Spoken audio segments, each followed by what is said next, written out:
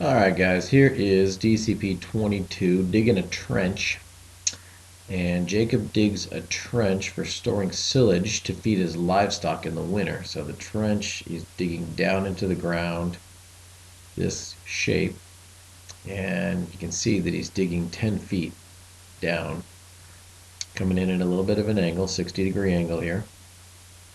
The cross section of the silo with the given dimensions is shown. What type of quadrilateral is DCFE? DCFE. You watch my mouse, it's going right around these. You probably know what a four-sided figure with four right angles is.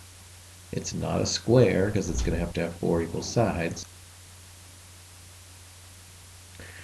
So it's got four equal sides, or it doesn't have four equal sides, so it's not a square, but it's very similar to a square because it's got four right angles. So you should know what that word is right here. I don't want to give you the answer, but it does start with an R, and you probably know that already. You can see it.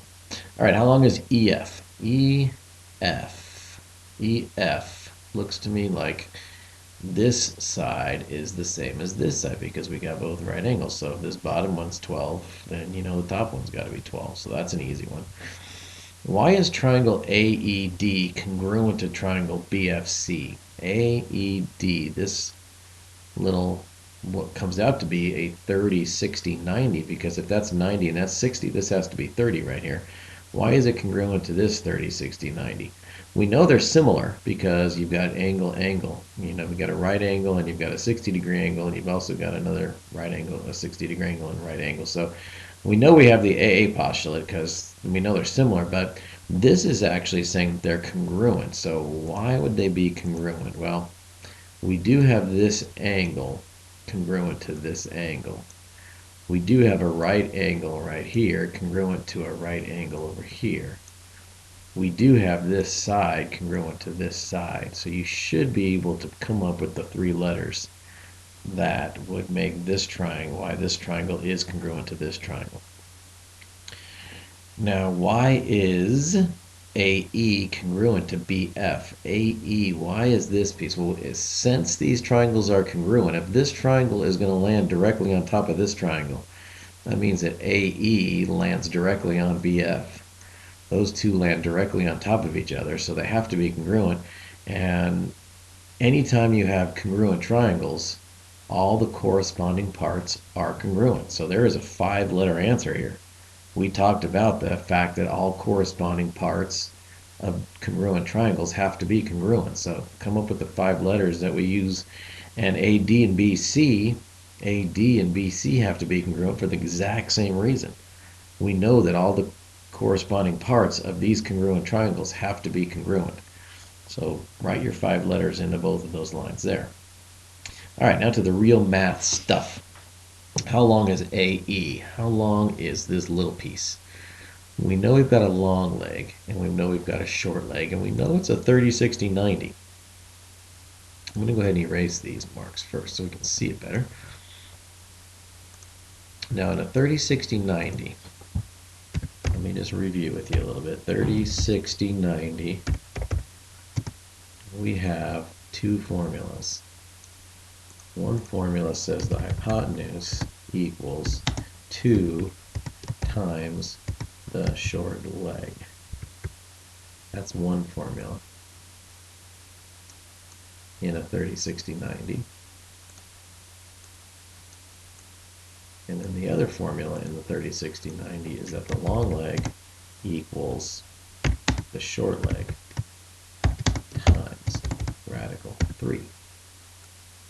Short leg times, oops, wrong one, times radical 3. We don't want a less than an equal sign, we want a radical sign. And we're going to put radical L. That was weird. Short leg times radical 3.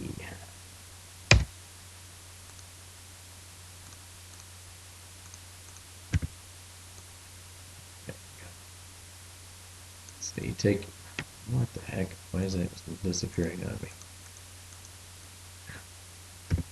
Strange. Alright, stay this time. Alright, so short leg times, I'm missing the whole thing. That's what's funny. I didn't realize I was missing the whole thing. All right, start over. Sorry guys. Long leg equals short leg times radical 3. All right, so maybe this time I can get it to work. I think it all messed up because I clicked that angle symbol instead of the radical sign from the very beginning. All right, so short leg times radical 3. So we have the long leg. So I should be able to use this little equation right here. I have the long leg. So I know that 10 equals short leg times radical 3.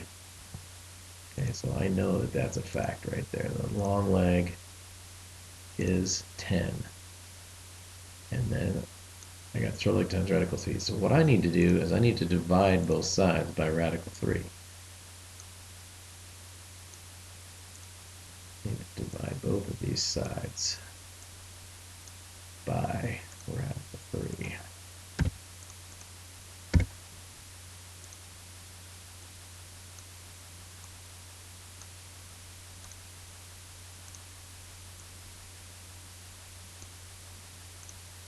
Now remember, we're not allowed to have a radical on the bottom over here. So I need to get rid of this radical on the bottom. I'm going to multiply the top and the bottom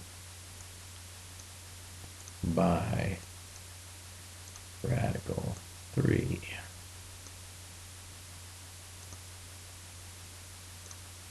Okay, so multiply the top and the bottom by radical 3.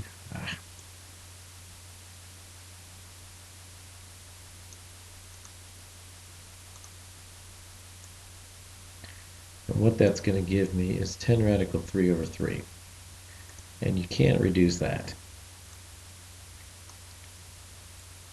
And let me just put a times sign in here. Okay, so 10 radical 3 on top, because these are going to cancel. If you want me to, I can cut those through right there. Those are canceling out.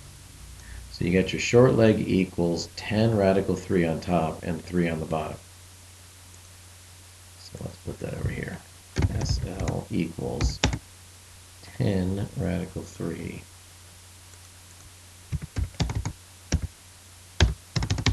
over 3. All right, so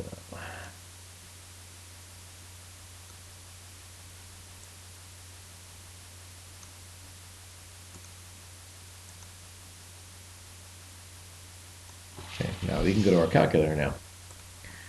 10 radical 3, so you're going to multiply, get the radical 3 first. Radical 3 is 1.73 times it by 10 equals, and then you divide this number by 3. And then you're going to take that answer, and it says round to the nearest tenth of a foot.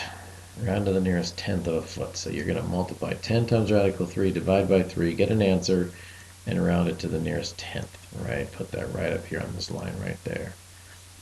And BF is congruent to AE, so we know that both of those are going to have the exact same answer. Now it says, what is the length of the top of the silo? So now what you're going to do is you're going to take your 12. Let me get rid of this line right here. You're going to take your 12 that you have from E to F is 12. And you're going to add to it whatever you got for AE, plus you're going to add to whatever you got for BF. So the AE right here and the BF right here, you're going to add both of those to 12. Now these were decimals. Remember, they were decimals. So you're going to have 12 plus this decimal plus this thing, add them together and get a whole total amount for the whole way across. It better be bigger than 12 because you're adding 2 more pieces to it. So that would be the top part from A to B. And then it says, what is the slant height, AD and BC of the silo? Well, do you remember this little formula right up here on top? Let me circle it for you. It's this formula right here. if you take your short leg, which we just got right here, whatever you got for this decimal, this number from number 5 right here, you take that number and you times it by 2 and you get your hypotenuse. You put that on the line right there. You take whatever this leg is, times it by 2, you get this leg right here, the hypotenuse. That's your answer, rounded to the nearest tenth. And then for extra credit, what is the two-word name of the quadrilateral ABCD? ABCD, 2 words, got 2 lines there. I will give you a hint. It has 2 congruent legs.